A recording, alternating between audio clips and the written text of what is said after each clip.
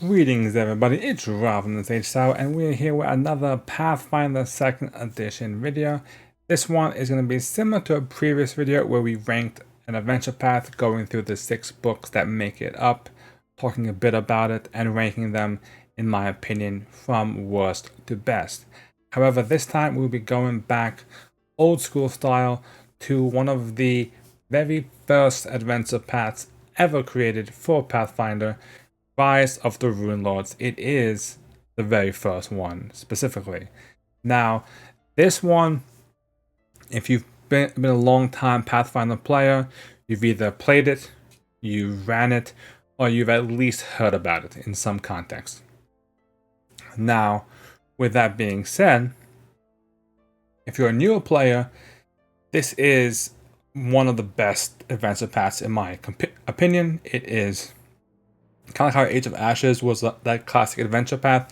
This one is a classic 1E adventure and has great story, great adventures, great monsters in it. It's a lot of fun. It is important to note for anybody who is new to Pathfinder that the 1E adventure paths aren't written to level 20, most of them. It was only the last few of them that actually hit level 20. Most of them kind of stop around level 17, 18-ish. Somewhere around there is usually where the players end up at. That prevents you from hitting that like level 20 stuff, from having to use CR, 24 creatures and the like. So, in most cases, this is what you'll see in a lot of the adventure paths. So without further ado, let's hop into our review of the 6 books that make up Rise of the Runelords. In 6th place is going to be Book 1, Burnt Offerings. Now, this is actually a really good book in terms of general opening. The Swallowtail Festival is an amazing festival. Soundpoint is a classic town. There's a lot of stuff because it's such an old adventure path that you have a lot of content being homebrewed to expand on the festival to really build up the NPCs. And the kind of opening scene is really important about this one. Now, what is important about this one is, while that is really good, it kind of struggles a little bit in the middle. I will say that it kind of goes into an open town explorating chapter, and I feel like that a lot of those little event hooks aren't really that worthwhile, to be honest. I think even 1 or 2 of them half the time never get run by most people because it doesn't actually progress the story at all, really. It does have a really nice dungeon at the end. Anybody who knows, I've talked about in some of my other videos, the idea of the first book having a dungeon, just to kind of give you that dungeon feeling right away. A lot of books don't really give you that, but this one has a really good in Thistletop. It's a great classic dungeon with some cool encounters. The goblins in there are very dangerous depending on scenario. There's a lot of dangerous encounters in there. Some good NPCs as well that can really be classic story building NPCs. Overall, that's a great part. However, this is the part where we're gonna hit into the big elephant in the room. The big con of this one definitely comes into the bonus encounter for this book, which is, for those who, well, this is a bit of a spoiler, but again, it's at this point it's almost 15, 16 years old at this adventure path, so it is what it is. After you defeat the main boss of the book, there are actually a few extra rooms that are hidden that you can find. Your players take the time to figure it out. There's some loot in there. The main thing of note really is there's a room with a Greater Barghest in it. At this point, it's a CR 7, I believe. I think it is. Versus a CR 3, 4 is where your party is at. So it's going to be tough for your party. There are all special restrictions on the creature that will allow it, for your party to allow it to kind of win the fight a lot easier. But it's still a very dangerous creature. Does tons of damage, tons of attacks, has 1E blink, which makes it a nightmare to even manage and hit. So all of this going on, it can down players very quickly. it can kill players very quickly. It's a very dangerous creature.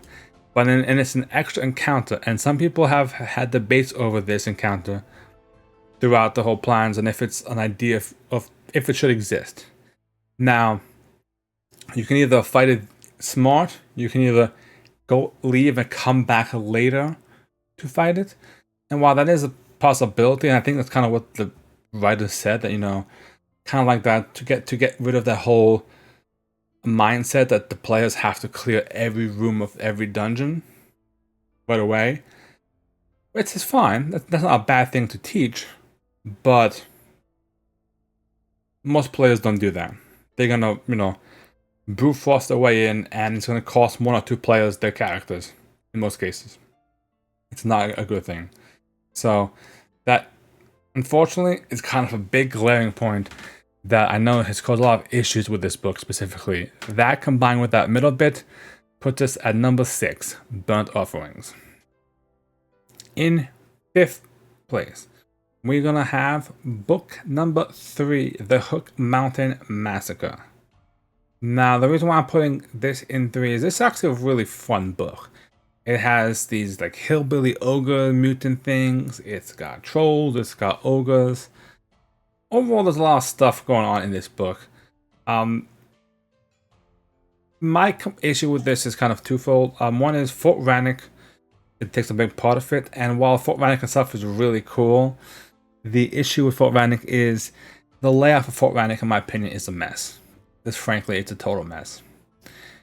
The easiest way in, the most obvious way into the fort, takes you to one of the boss battles right away, which feels kind of weird. And then once you get into the actual fort, because of the proximity of all the rooms, essentially you're going to be aggroing enemies from other rooms constantly, because it's so narrow, the spaces, that, you know, an enemy in the next room is going to hear you fighting in the hallway. And you're going to get a bunch of these enemies all coming out. And while that's a cool idea, as written, the enemies themselves kind of get repetitive after a while, and it becomes a bit of a slog to go through all of the fort. That, combined with the mountain and everything, it's... to me, it's a good book, but it just struggles in that kind of Fort Rannick dungeon vibe to it. There's some other stuff as well. The sea monster encounter, if your party isn't careful, you know, like, I think even in the short time that encounter lasted, I almost lost a player in that encounter because of just how crazy that thing was. So there's a lot of stuff going on that can go awry pretty quickly. Cool stuff, but just it's a book that you can stumble in quite a bit, in my opinion. I hate to say that. So for 5th place, it's gonna be book 3, Hook Mountain Massacre. In 4th place, this one might be a surprise for everybody. I'm gonna put book 6, Spires of Zin-Shalast. Now, the reason why this is a surprise is because I love the final boss of this encounter, the big bad for this encounter. The battle is one of the coolest battles I've ever seen. The room layout, the enemies in it, everything. It's just, it screams classic adventure, campaign, finish, fight. Beautiful. Everything else in the book, in my opinion, kind of is trash. I'll be perfectly frank. The stuff in the mountains, the Wendigos is kind of cool, but I feel like Wendigos kind of struggle to really have much of an impact unless your party is like really staying in an area long enough for them to actually nightmare people.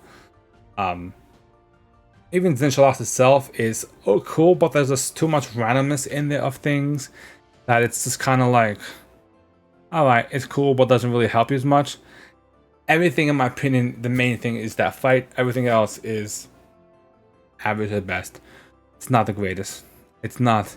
Like, nothing else in that book really stands out to me besides that final fight.